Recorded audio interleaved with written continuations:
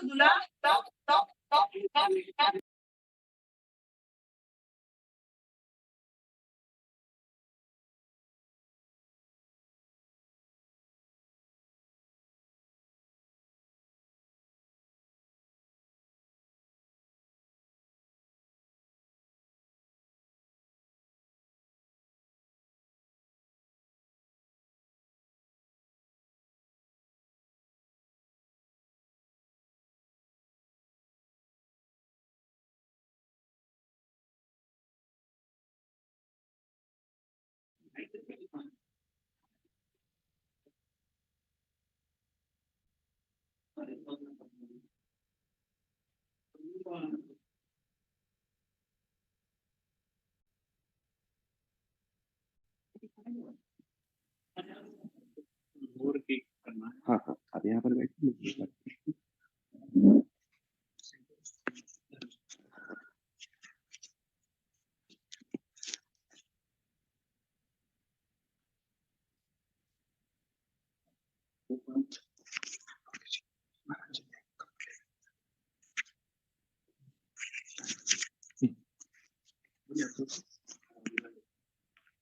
Thank you, Zubair, and thank you, Team Elliot, for inviting me for this talk. The topic as is already clear, you have seen it. Most of the hypertensive changes that take place in this, they take place in the eye in the posterior segment, that is in the backside of the eye. You see primarily these changes that take place are in the optic nerve, the central retinal artery, the central retinal vein, and the macular area. This is where the main drama of the hypertension unfolds. How does the eye react to hypertension? Simply put, in response to hypertension, retina and its vessels, they are influenced by three elements: the state of the blood vessels before hypertension, that is whether or not there is hardening of the blood vessels; the rate of development of hypertension, that is how fast the blood pressure has risen; and the ultimate level of hypertension, that is how much has the blood pressure risen. How the elements matter is dependent much on the age of the patient, as they manifest somewhat differently in the young age and the aged.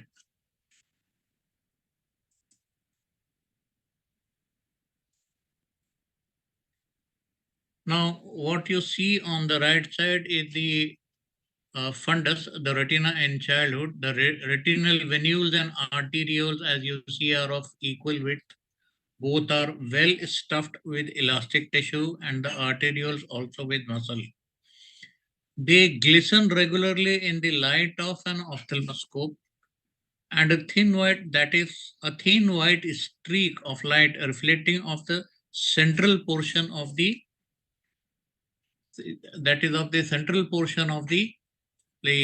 arterial surface. It is simply referred to as the light reflex. As old age arrives, these fibrotic changes are advanced and are referred to as involutionary sclerosis.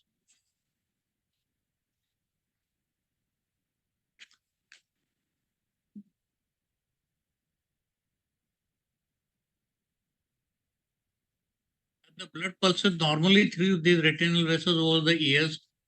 Both the elastic tissue and the muscle tissues are in due course replaced by fibrous material, which dulls the glistening arterial reflexes. The dulling is referred to as silver wire and copper wire appearances, although these terms keep turning up in textbooks, but we don't classically see it on ophthalmoscopic examination. But anyway, there is a difference between the appearances somewhat, which might be picked up by some kind of some senior ophthalmologist, but especially now with high definition technology, it is being picked up. After some time, the caliber of the arterioles too becomes slightly reduced. The shifting shines of the young retina gradually give way to a generalized dry coarse mottling. Finally, as the age decline arrives, these fibrotic changes are advanced and referred to as involutionary sclerosis. Here, what you see is an aging retina.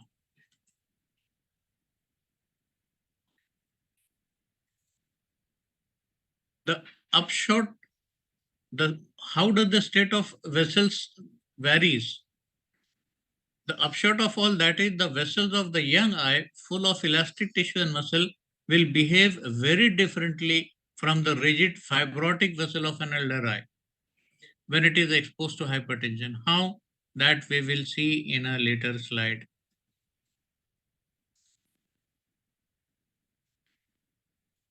Rate of development of hypertension, just as the state of the vessels is important, matters also the rate of development, how fast it has developed.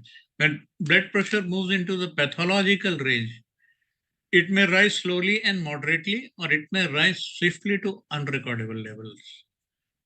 The response of the eye is not the same in each case. The gradual and moderate rise, which is less than 200 to 120 millimeters of mercury. In the aging eye, again, we have to see these differences in the aging eye and the young eye. In the aging eye, the involutionary, that is sclerotic changes, are exaggerated. Any muscle remaining in the arterioles goes into spasm. The fibrotic arterial segments remain very much as they were or even dilate somewhat. These irregularities are seen as the shift in the arterial reflex. That is, the arterial reflex, as mentioned above, which is seen as a white streak, it now somewhat becomes broadened. The shift is from a silver wire appearance to a copper wire appearance, as also its appearance changes. Differences now develop at the same time, differences now develop at the arteriovenous crossings which are described in a later slide. There is thickening of the arterial wall, which is obvious only where it passes over or under a venule and gives the illusion of compressing it. These AV changes can be taken at the point where pathological evidence of hypertension is taking over from the physiological evidence of passing time. Exposed to the youthful eye, when the youthful eye exposed to that kind of level, as already mentioned, exposed to a gradual and moderate rise of blood pressure, young vessels protect themselves with involutionary patterns, which, although acceptable at 60, this involution must be regarded as pathological at 20. We should then not be surprised to see the typical AV changes as are seen in the aging eye. When there is a rapid rise in blood pressure that is greater than 200 to 120 millimeters of mercury, both the old eye and the young eye now go on to the next stage in the process with hemorrhages, as you see here, which are flame shaped, typically flame shaped hemorrhages on the surface of the retina, which following the pattern of its superficial layers. Soon, lipids oozing from the disintegrating nerve tissue accumulates usually around the macular hollow, following the pattern of retinal fibers, which impart it a shape of a star. Here, as you see, is what you refer to as macular star. When the rise is rapid in blood pressure, what that is greater than 200 to 120 millimeters of mercury, what we see is cotton wool spots, which are whitish fluffy patches on the retina. They start appearing in both age groups and they do eventually fade out with time. These are actually the debris of intraaxonal. These are actually the intraaxonal organelles of the debris of the intraaxonal organelles of the nerve fibril layer of retina, which indicates acute renal ischemia. Hemorrhages present in simple hypertension will, of course, become more florid and indeed may burst into the vitreous, as you see in the lower slide that it has burst into the vitreous and caused vitreous hemorrhage.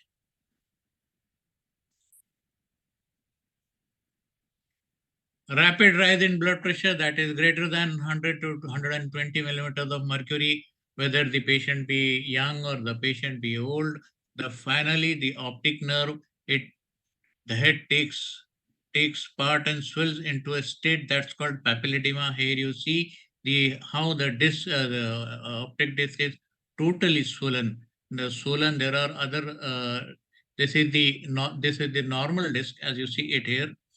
This one is the swollen disc where you do not see the cup at all. This is the optic cup. You don't see cup here at all. And this is referred to as papilledema.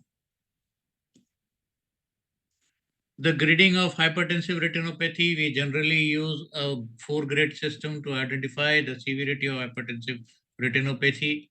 The grades range from 1, general narrowing of the arterioles, to grade 4, signs of severe retinal damage. As we have already seen, hypertension causes 2 types of changes in the retinal vasculature: arteriolar constriction and arteriosclerosis. This is important to remember that there are these 2 kind of changes we see. Arteriosclerotic means hardening of the arteries. It's a general medical term that means the normally flexible artery wall is becoming hard or stiff. This occurs in long-standing hypertension. It is due to intimal hyalinization, medial hypertrophy, and endothelial hyperplasia. Here you see the 3 layers, and all these 3 layers, they undergo a change which makes the arterioles very hard. Arteriosclerosis is divided into 4 stages. There are 4 grades of arteriosclerosis. Grade 1 is broad arteriolar reflex and simple vein concealment. As if you can make out here, you see there is the broadening of the reflex, and there is enhancement of the arterial reflex, and there is vein concealment. That is, you cannot see the vein at the point of the crossing. In grade 2, there is grade 1 plus deflection of veins as AV crossings, arteriovenous crossings. This is called as Salus sign. It is right here, the one below, the more on the left side. This the cursor is pointing to the Salus sign. Then come the tapering of the veins. There is tapering of the veins. This is called as the gun signs. And there is banking, that is dilatation of the blood vessels. And this is known as Bonnet's sign. This happens because the arteriole and arteriole and the venule share a common sheath.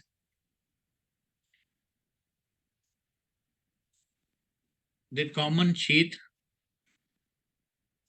the arteriole's thicker wall push against those of the venule, forcing the venule to collapse. This makes the venule form an hourglass shape around the arteriole, or as the other theory says, this results not from the compression from the arteriole, but from the sclerotic thickening of glial cell proliferation at the site where the two vessels cross. The grade 3 is grade 2 plus copper wire arterioles and marked changes at arteriovenous crossings. Retinal arterioles appear orange or yellow instead of red. Well, you can't surely make it out here, and I failed to find a very high definition of this figure of it from image of it from the internet. Grade 4 is grade 3 plus cerebral arterioles. Retinal arterioles look white if they have become occluded. This is known as silver wiring. Mild changes at AV crossings may occur in normotensive with involutional sclerosis, but severe changes are indicative of long-standing hypertension. Here you can clearly make out the silver wire changes.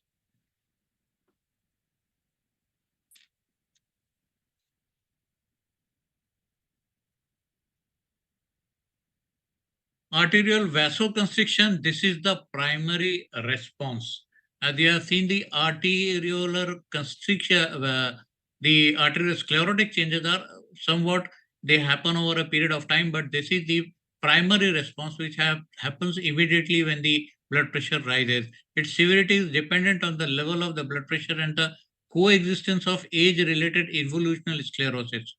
The secondary effects are retinal vascular leakage, giving rise to edema and hemorrhages, and retinal ischemia.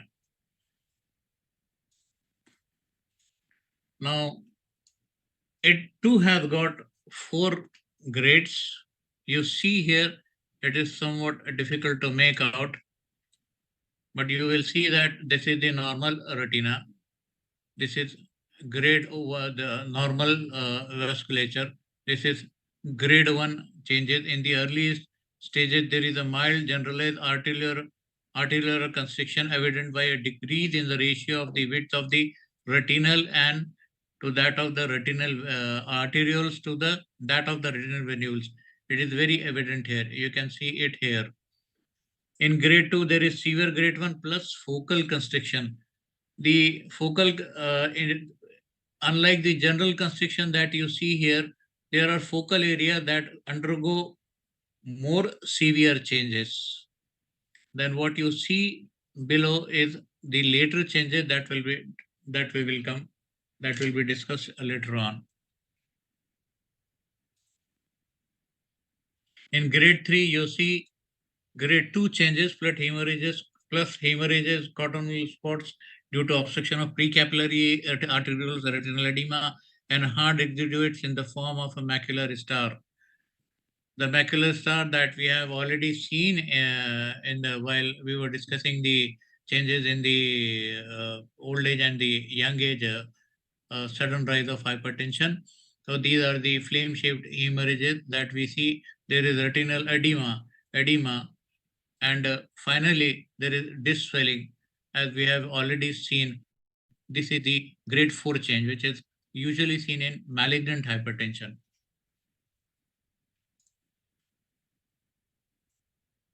To summarize, grade 1, there is arterial thickening, tortuosity, increased reflectiveness, silver wiring.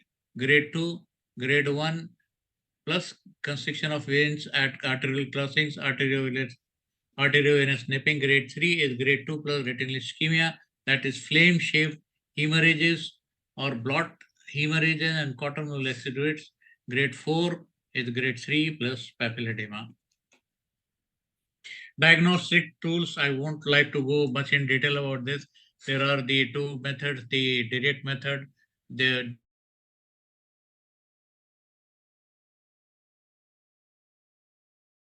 ophthalmoscopy. This is the preferred method to the first one because it gives a very limited view, that is only of the posterior pole, while the indirect ophthalmoscopy, it gives you a wider view even of the peripheral retina.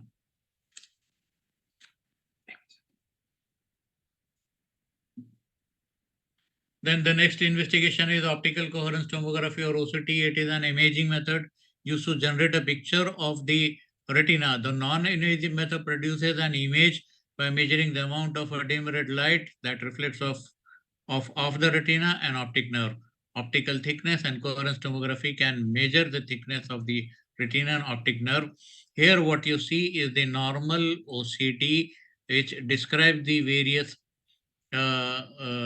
layer of the retina, and it is a very simple procedure. Here you can see how it can be done in a very simple way. It is a non-invasive method.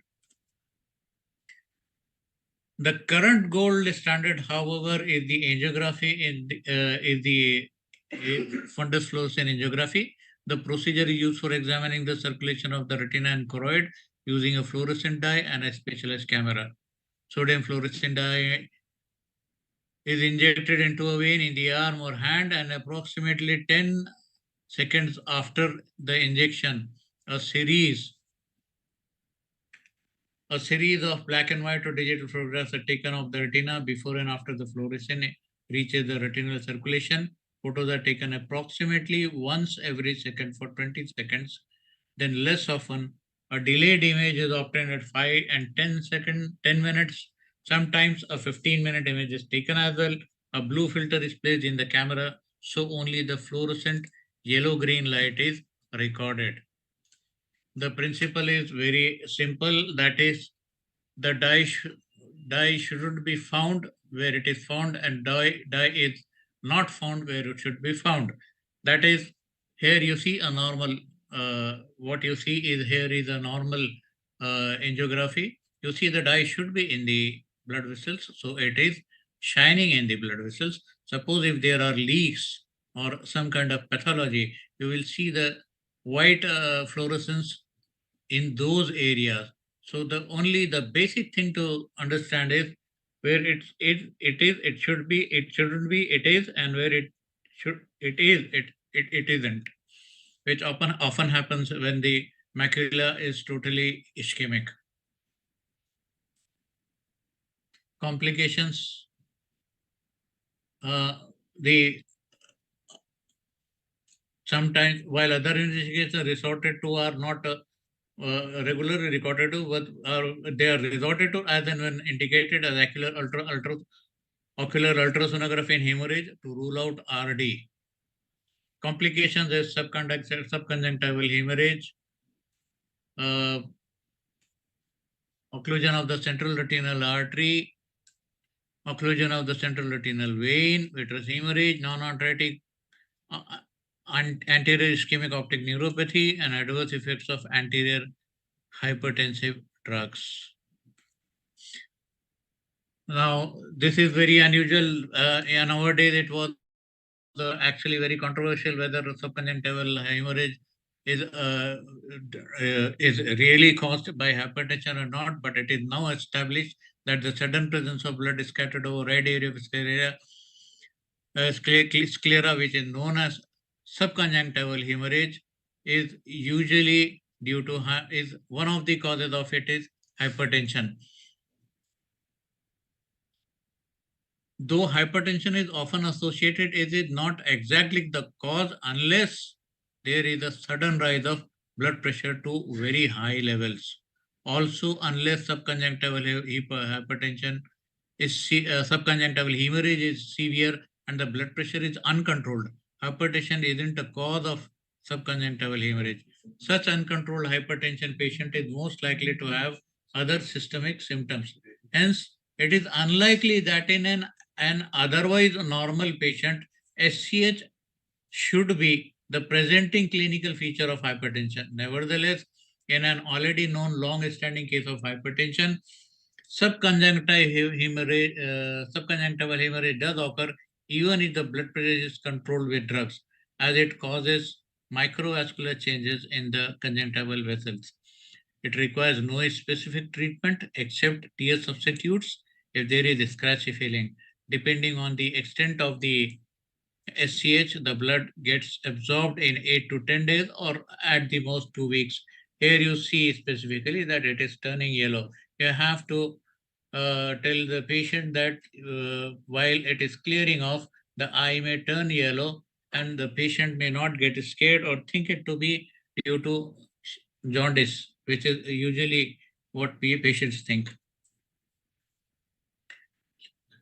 Central retinal artery occlusion, interruption in the arterial flow leads rapidly to the total retinal infarction.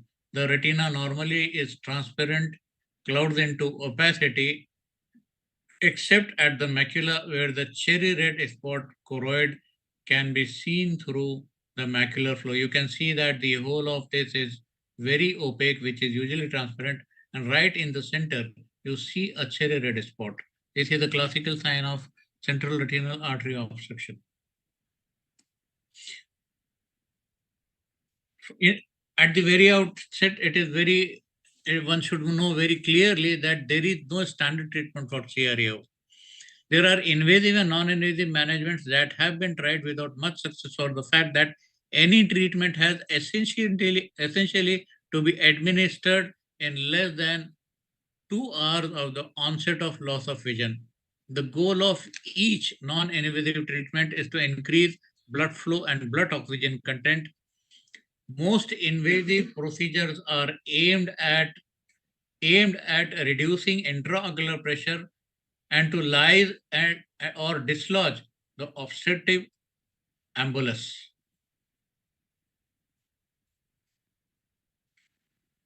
The first one is the very simple one. It is the ocular massage. It can dislodge the embolus to a point further down the arterial circulation and improve retinal perfusion. Pars plana vitrectomy with direct central retinal artery massage invasive. Ocular massage, as here you see, is the in and out movement with 3-mirror Goldman contact lens or digital massage. This is usually done by the could be done by the ophthalmologist. It can dislodge an obstructing embolus, increase pressure for 10 to 15 seconds, followed by sudden release. There is an 86% increase in the volume of the flow. One has to keep in mind that even if you are digitally pressing from one end to the other end, you should not press it very hard. It should be a very slow 10 to 15 seconds for a very short time, a movement of fingers from one to the other end, or the tip of the tip of the finger. The pars plana vitrectomy with direct in central retinal artery massage. It is an invasive procedure. A probe was designed to apply direct gentle pressure massage over the CRA and the optic nerve head. Of 10 patients, circulation was restored in only 4. One of the commonly employed at general practice level, at a clinical level by most of the practitioners is anti-chamber paracentesis, which is an invasive method. A 0.5-inch 30 gauge metal is as a tuberculin syringe without plunger is used. Needle is placed between iris and cornea. Between iris and cornea, here you see between iris and cornea, not in the pupil. It should not go in the pupil. Central corneal pressure stabilizes eye and facilitates removal of aqueous humor from the anterior chamber, which causes a decrease in the intraocular pressure. This is believed to allow greater perfusion, pushing emboli further down the vascular tree. Medical reduction of intraocular pressure. This is non-invasive. Acetazolamide 500 milligrams intravenous or 500 milligrams per oral can be administered to immediately lower the intraocular pressure. Topical medications are also used to lower intraocular pressure. They act by decreasing aqueous humor production with beta-adrenergic blockers or carbonic anhydrase inhibitors, or increasing outflow with prostaglandin analog or alpha agonist. Laser emboloptomy. This is again an invasive procedure. Lysis of the emboli can be achieved with neodymium YAG laser. Retinal perfusion with gain of visual function can be achieved. However, complications such as creation of false aneurysms and vitreous hemorrhage may arise. Intra-arterial fibrinolysis is again a non-invasive procedure. It has been used anywhere from between 1 hour to up to 24 hours, although this procedure is still very controversial.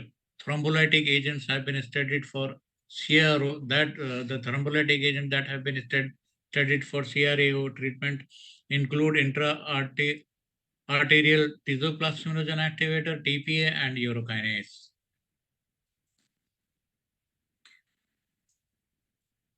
Just like the paracentesis, hyperbaric medicine is again has remained a popular treatment. It is effective in the first when the patient has come to you in less than 2 hours. The basic thing is the inhalation of the patient is made to inhale 100% of oxygen at 12 atmospheric absolute provides an arterial PO2 of 1000 to 1200 millimeters of mercury, which results in a threefold increase in oxygen diffusion distance through ischemic retinal tissues. It must be kept in mind that these patients are also having some multi-organ problems. So these should not be tried in an isolated institution, and other organs should also be taken into consideration, and there should be a team of specialists available around the clock. Intravenous methylprednisolone, which again is a non-invasive method. A single dose of intravenous methylprednisolone of 1 gram has been reported in a case series of patients whose vision failed to improve following the conventional treatment of measures to reduce the intraocular pressure.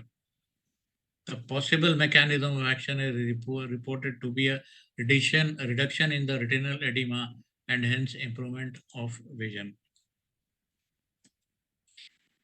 Management of central retinal vein occlusion. Here, as you see, the disc is swollen and hemorrhages dominate the appearance of an equally swollen retina.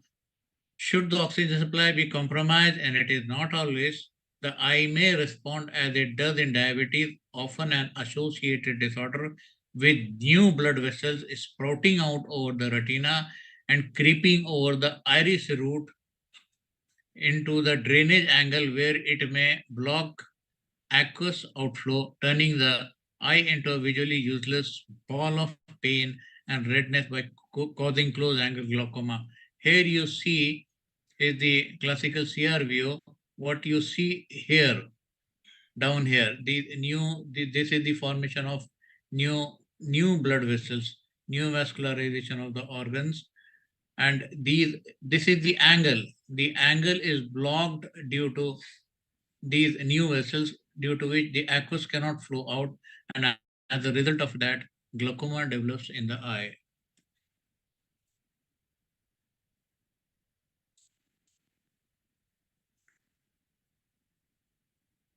Management of central retinal vein occlusion in patients who receive no treatment, about one-third improve on their own, about one-third wax and wane and stay about the same, and about one-third get worse. If there is macular edema, it may improve on its own, especially in the young aged patients compared to elderly patients.